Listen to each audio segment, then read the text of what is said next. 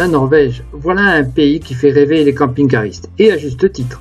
Un pays où les jours ou les nuits sont interminables, où vous pourrez voir des paysages grandioses, assister à une aurore boréale, être proche de la nature et rencontrer la vie sauvage, ou encore faire des pêches miraculeuses.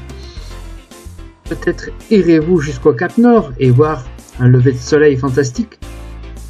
Dans ce tuto, je vous propose de faire un inventaire de conseils pratiques puisque ça fait déjà 5 fois que je vais en Norvège et sûrement pas la dernière. Aller en Norvège, c'est déjà traverser toute l'Europe du Nord. Les routes les plus directes passent par le Danemark. Si vous avez beaucoup de temps, vous pouvez passer un grand séjour en Scandinavie en visitant en même temps la Suède ou la Finlande. Et si votre voyage inclut la Laponie, il faudra encore beaucoup de kilomètres avant d'y arriver. En effet, il faudra dépasser le cercle polaire. Selon votre choix, vous pouvez passer directement du Danemark à la Norvège ou en passant par la Suède. C'est pas obligatoirement moins cher et c'est un peu plus long. À vous de voir et de calculer. Vous pouvez aussi y arriver par l'Europe de l'Est, par l'Estonie, par la Finlande et en arrivant à Stockholm, vous rejoignez la Norvège. Dans tous les cas de figure, vous allez prendre tellement souvent le ferry qu'il y aura un budget conséquent. On verra à la fin.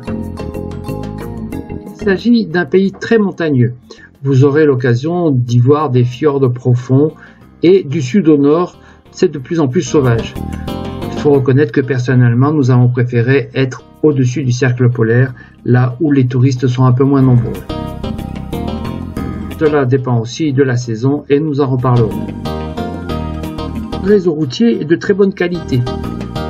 Grâce à l'argent du pétrole norvégien, on construit des ponts, des tunnels, parfois très longs et on passe sous l'eau souvent. Néanmoins, quand on passe sur les routes secondaires et dans les petits coins isolés, sauvages, les routes peuvent être étroites. Attention à vos rétroviseurs. Et quand votre route vous amène au fond d'un fjord, il faudra probablement le traverser avec un ferry. Les prix sont peut-être parfois élevés, mais c'est moins cher que d'en faire le tour. La Norvège ne fait pas partie de l'Union européenne. Ce pays est à peine peuplé de plus de 5 millions d'habitants et plus grand que l'Allemagne, mais plus petit que la France. Il fait néanmoins partie de l'espace Schengen. A pour conséquence que vous passerez les frontières sans autre objet qu'une carte d'identité si on vous la demande, mais que vous ne pourrez pas payer en euros.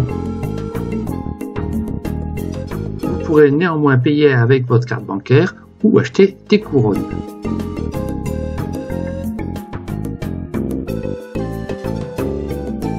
Grâce à votre téléphone et le partage de connexion, vous pourrez connecter votre ordinateur à celui-ci. Ainsi, quel que soit le lieu, vous serez connecté à Internet. Cela n'empêchera pas de chercher des zones où le Wi-Fi est possible dans les free zones et vous serez ainsi connecté gratuitement. Concernant les connexions à l'étranger, je vous engage à visionner mes 2 tutos en suivant le lien qui se trouve ci-dessous. Si vous êtes à la recherche de bivouac sauvage, libre et autorisé, la Norvège, c'est le pays de rêve. La Norvège partage avec les autres pays de la Scandinavie cette possibilité devenue rare en Europe.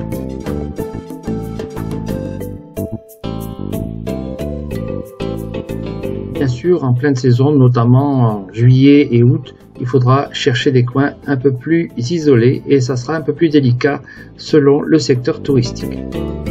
À ce sujet, je vous engage à visionner ces 2 tutos qui vont vous aider à trouver des bons coins disponibles sur notre blog ou sur la chaîne.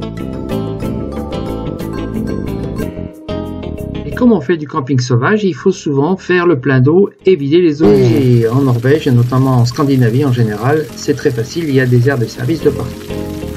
De même, concernant ce sujet, je vous engage à visionner mes 2 tutos sur le thème de l'eau, le plein et l'utilisation des aires de service. Quelles sont les périodes les plus favorables pour visiter la Norvège?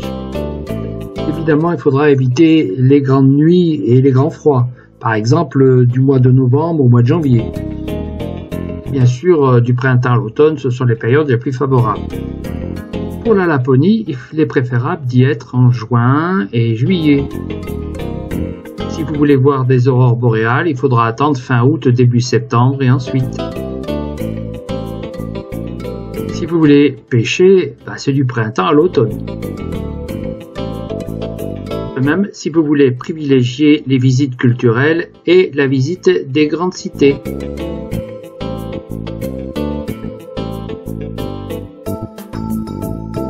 Méfiez-vous de la période juillet-août où l'affluence touristique est au maximum. Si vous êtes à la recherche de spots tranquilles et sauvages, eh bien c'est raté. Heureusement, il suffit de s'écarter de ces coins pour retrouver la quiétude.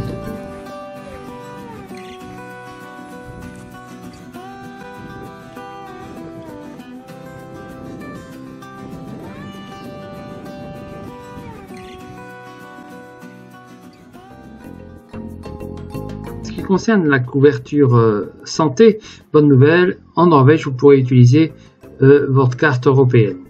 Il faut bien sûr penser à se la procurer avant votre départ. Car il faut savoir que les frais d'hospitalisation, de rapatriement, les frais médicaux en général sont très élevés à l'étranger. Envisagez un rapatriement sanitaire parfois.